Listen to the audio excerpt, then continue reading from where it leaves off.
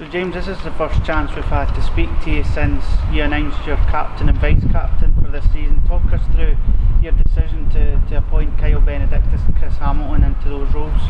I think some people overlook it, but I think being a captain is a real honour at a football club, and Kyle Benedictus has done it before. He's an experienced player, and Chris Hamilton's also done it in youth teams, and he's a leader in his own way as well, so it's a good blend of real experience and then real youth as well in that. And the two of them there's a lot of leaders in there, but the two of them are really good at what they do, so no, that's it done, and we're delighted that both of them enjoy doing it as well, so it's all good. You've been a captain before yourself in your playing career. Do you feel that the captain's armband gives an extra edge to players out on the field, or do you feel that those leadership qualities are natural for guys like Kyle and Chris? Yeah, I'd say it's more a natural thing. As I say, it is an honour, but when you go out, and there is a responsibilities that come with it, yeah, we know that, but no, I don't think it gives it an extra edge, because both of them are excellent in the way they play anyway, and in the way they train. So, but it's the other stuff maybe away, and then how they help other players, or how they push other players on that stands out. So no, it's good.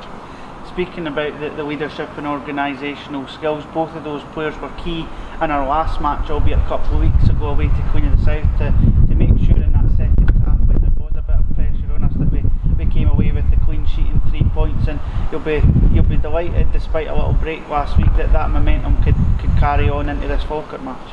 Yeah, the Queen of the South game, as I said at the time, it was done in the first half with a fast start, and then the way we come out, you get your 2-goal cushion. And watching it back as well, we should have been further in front.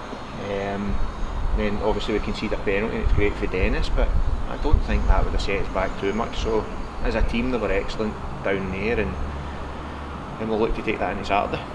Circumstances did change 6 days ago with the passing of the Queen, and that meant that potentially the schedule for yourself and the players maybe had to change. How did you deal with Friday and Saturday? No, look, it's no in terms of having a game postponed. Obviously it was a unique situation, but that we hadn't come across why the game was off, but it didn't change. Look, as players, as coaches, as managers, we've all had games even called off an hour and a half before kick-off due to weather or whatever, so you adapt, and you work away, you train, you do what you need to do.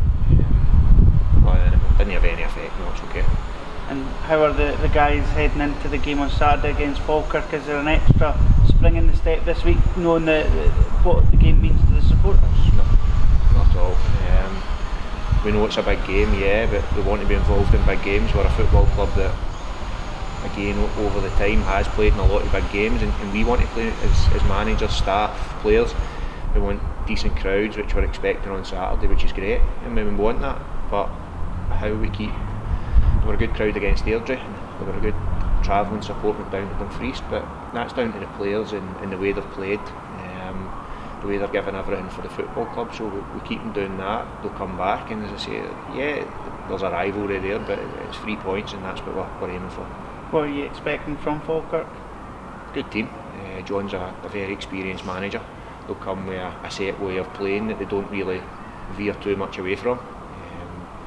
And we've watched them enough, so we know their qualities, and we know where we're going to try and help them.